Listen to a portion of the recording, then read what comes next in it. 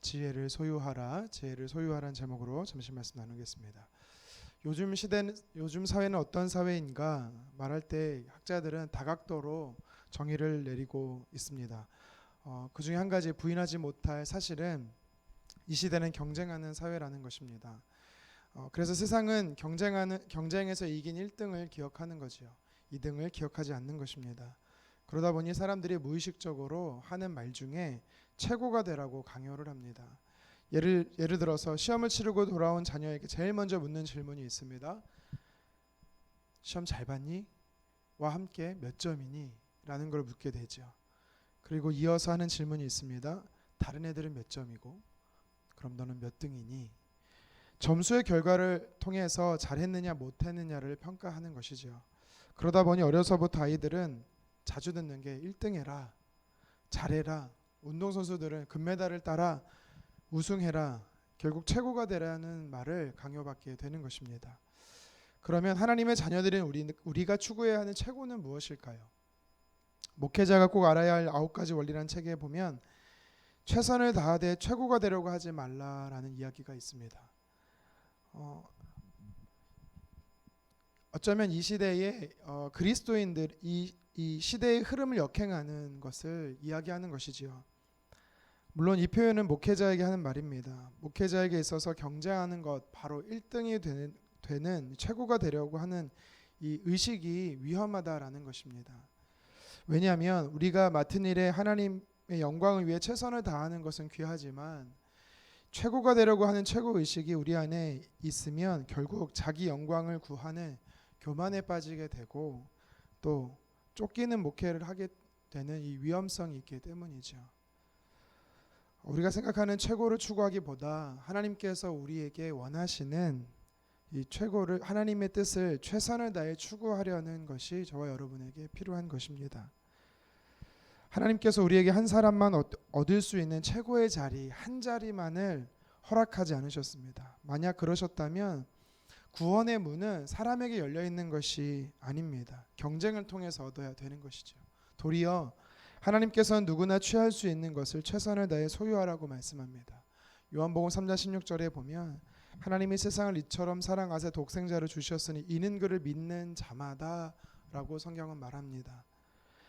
그리스도를 아는 것에 힘쓰는 것, 예수 그리스도를 소유하는 것에 힘쓰는 자에게는, 최선을 다하는 자에게는 영생을 얻게 하신다라고 말씀하는 거죠. 자, 그렇다면 오늘 본문 말씀을 통해서 하나님께서 우리에게 최선을 다해 추구하라고 하시는 말씀이 무엇이 있습니까?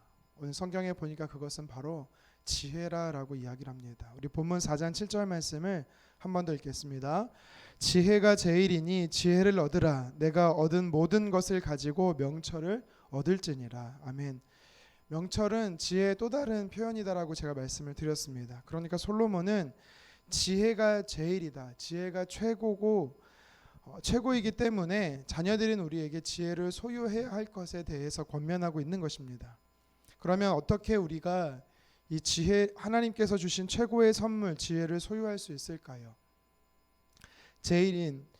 우리가 제일인 지혜를 얻기 위해서 우리가 해야 하는 최선의 노력이 무엇인지에 대해 오늘 본문은 이야기하고 있습니다. 7절 하반절에 보면 솔로몬은 지혜를 얻기 위해 내가 가지고 있는 모든 소유를 지불해서까지도 그것을 취하라라고 이야기합니다. 지혜는 내가 가지고 있는 어떤 것보다 가장 큰 값어치가 있다라는 것입니다. 세상의 모든 부귀영화를 추구했던, 다 취했던 솔로몬이 이런 말을 했다라는 것이 우리에게 진정성이 있는 것입니다. 어떤 노력, 어떤 최선을 다해야 우리 마치 이 밭에 감추인 보화를 발견한 자가 자신의 모든 소유를 팔아 그 밭을 매입했던 것처럼 우리가 내가 가지고 있는 전부를 들여서 지혜를 소유할 수 있는 것일까요?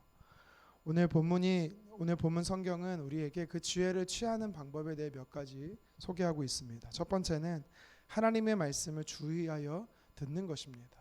우리가 지혜를 소유할 수 있는 방법이 하나님의 말씀을 주의하여 듣는 것이죠. 본문 1절 함께 읽겠습니다. 아들들아 아비의 훈계를 들으며 명철을 얻기에 주의하라. 아멘. 우리가 지혜를 얻기 위해서는요, 지혜를 소유하기 위해서는 필요한 방법이 바로 하나님의 말씀을 듣는 것이다라고 이야기를 합니다. 이것은 단순히 귀로 듣는다라는 것만을 이야기하는 것이 아니라 주의하여 듣는다라는 것입니다. 주의하다라는 것은 그 말씀을 실천적으로 산다라는 것입니다. 그래서 내 삶에 하나님의 이 약속의 말씀이 어떻게 역사되는지를 자세하게 살펴보는 것이 주의하여 듣는 것입니다. 쉐마라고 해서 신명기 6장에 보면 유대인들이 자녀 교육하는 방법이 나오죠. 앉았을 때이든지 일어날 때이든지 걸어 다니면서도 말씀을 가르쳤다라고 말합니다. 그 이유는 하나님의 말씀을 이전 세대가 다음 세대에게 전승하는 방법이 아버지의 입에서 자녀들의 귀로, 마음으로 들려지게 하는 것이 이 전달 방식이었기 때문이죠.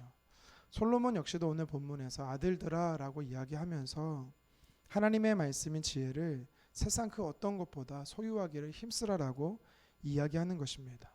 그만한 가치가 있기에 돈을 주고서라도 그것을 취하라라고 이야기하는 것입니다.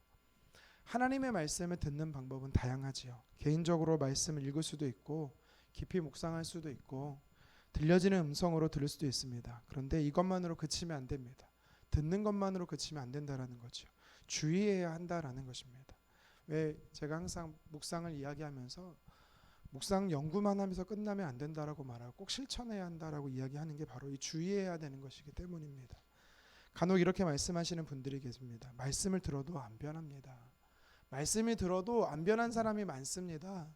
자, 이런 표현을 왜 쓸까요? 그 이유는 주의하여 듣지 않기 때문이죠. 히브리서 4장 12절에 보면 하나님의 말씀은 살아있고 활력이 있어서 좌우의 날선 어떤 검보다 예리해서 혼과 영과 및 관절과 골수를 찔러 쪼갠다. 우리의 마음의 생각과 뜻을 판단하신다. 이게 무슨 말입니까? 말씀 자체에는 능력이 있다라는 것입니다. 하나님의 말씀, 그 말씀에는 능력이 있습니다. 그런데 우리가 주의하여 듣지 않으면 예수님께서 마음의 밭을 비유로 설명하셨듯이 우리가 하나님의 말씀을 받았을 때는 큰 은혜를 처음에는 받지만 주의하지 않았기 때문에 돌밭 같고 가시떨기 밭 같아서 그 말씀이 우리 안에서 사라지는 것이기 때문이죠.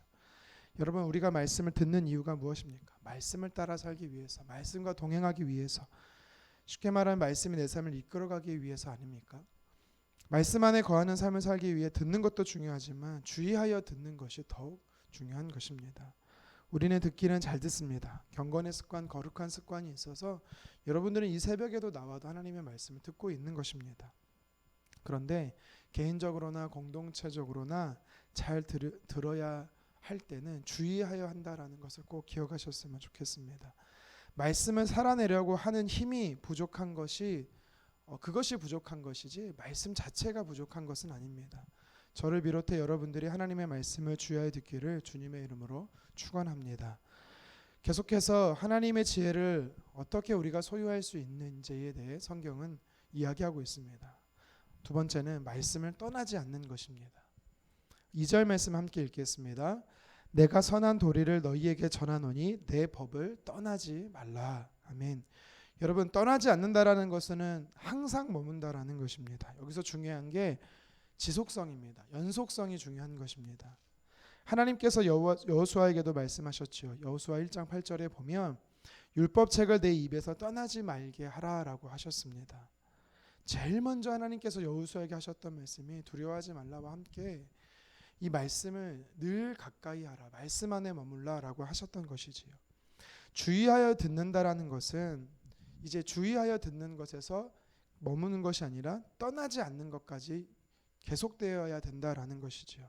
처음에 주의하여 잘 지키다가 계속해서 머물러야 되는데 그렇지 못하고 하나님 말씀에서 떠나게 될 수도 있다라는 것입니다. 여러분, 멀어지게 되면 어떻게 됩니까?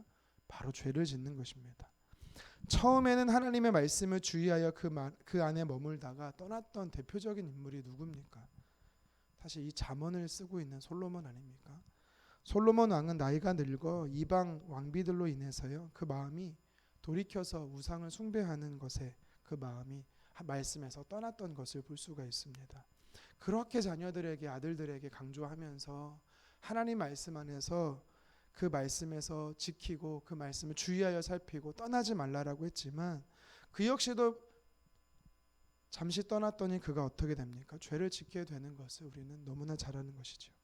4절 하반절의 말씀처럼 명령을 지켜 사는 것, 5절 하반절 말씀처럼 어기지 말아야 하는 것, 이것은 결국에는 떠나지 않는 또 다른 표현들로 기록되어 있는 것입니다. 오늘 말씀은 우리가 지혜를 소유할 때 단회적으로 일회성 가운데 지혜를 얻게 된다고 말하지 않습니다. 계속해서 끊임없이 지혜를 소유하는 삶, 연속적으로 꾸준함을 가지라라고 오늘 말씀은 우리에게 도전하는 것입니다.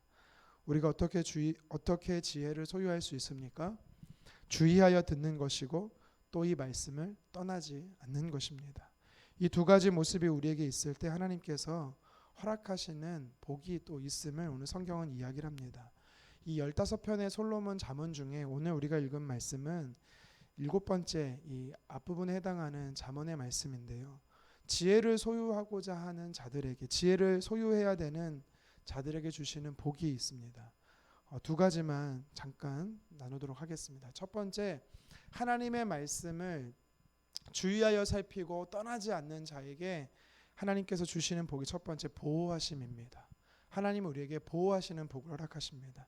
6절 하반절에 보시면 그가 너를 보호하리라 라고 이야기하시죠. 그가 너를 지키시리라. 아멘. 이 뜻은 하나님의 말씀인 지혜, 이 지혜 자체에 어떤 능력이 있는지를 설명하는 것입니다. 우리를 보호하시고 지키신다라는 것이죠. 우리를 안전하게 머물도록 하시는 것이 바로 하나님의 말씀 지혜라는 것입니다.